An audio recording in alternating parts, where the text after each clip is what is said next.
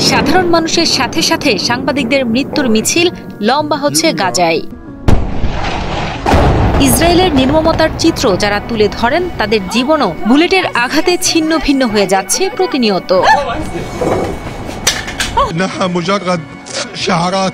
Israeli ফিলিস্তিন যুদ্ধের ১.৫ বছরে ইসরায়েলি বাহিনী প্রায় ২০০ সাংবাদিককে হত্যা করেছে, যাদের মধ্যে অন্তত ৪২ জনকে তাদের কাজ করার সময় লক্ষ্য করে মারা হয়েছে।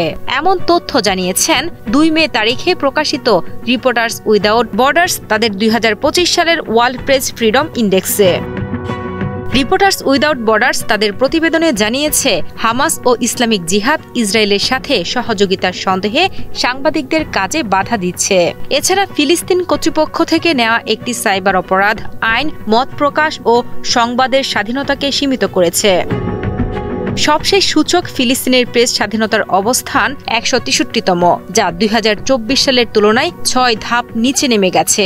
১৮০টি দেশের মধ্যে ১১২টিতেই প্রেস স্বাধীনতা হ্রাস পেয়েছে এবং বিশ্বব্যাপী গড় স্কোর রেকর্ড নিম্নমান ৫৫ পয়েন্টে নেমে এসেছে। যুক্তরাষ্ট্র ২ ধাপ নেমে ৫৭তম অবস্থানে রয়েছে, যা দেশটির ইতিহাসে সর্বনিম্ন। আরএসএফ মার্কিন প্রেসিডেন্ট ডোনাল্ড ট্রাম্পের উপর প্রেস স্বাধীনতার অবনতির অভিযোগ এনেছে। আরএসএফ জানায়, ডোনাল্ড ট্রাম্প দ্বিতীয় মেয়াদে নির্বাচিত হয়েছেন এমন একটি প্রচারণার পর যেখানে তিনি প্রতিদিন মিডিয়াকে অপমান করেছেন এবং ফেডারেল সরকারকে মিডিয়ার বিরুদ্ধে অস্ত্র হিসেবে ব্যবহারের হুমকি দিয়েছেন। তার দ্বিতীয় মেয়াদে ফেডারেল কমিউনিকেশন কমিশনকে রাজনীতিকরণ, অ্যাসোসিয়েটেড প্রেসকে হোয়াইট হাউস থেকে নিষিদ্ধ করা বা US agency for global media ভেঙে দেওয়ার মতো পদক্ষেপগুলো দেশের সংবাদ মাধ্যমগুলোর জন্য হুমকি সৃষ্টি করে। ইসরায়েল ২০২৫ সালে ইন্ডেক্সে ১১ ধাপ নেমে ১১২তম অবস্থানে পৌঁছেছে। দেশটির প্রধানমন্ত্রী নেতানিয়াহুর বিরুদ্ধে একাধিক দুর্নীতির মামলা চলছে, যার মধ্যে আছে মিলিয়নেয়ার বন্ধুদের কাছ থেকে দামি দামি উপহার নেওয়া এবং সংবাদ মাধ্যমের মালিকদের রেগুলারিটি সুবিধা দেওয়ার বিনিময়ে তার পক্ষে গুণগান করার। ২০১৯ সালে এই মামলাগুলো আনুষ্ঠানিকভাবে শুরু হওয়ার পর থেকে প্রতি সপ্তাহে একবার করে আদালতে হাজিরা দিতে হচ্ছে।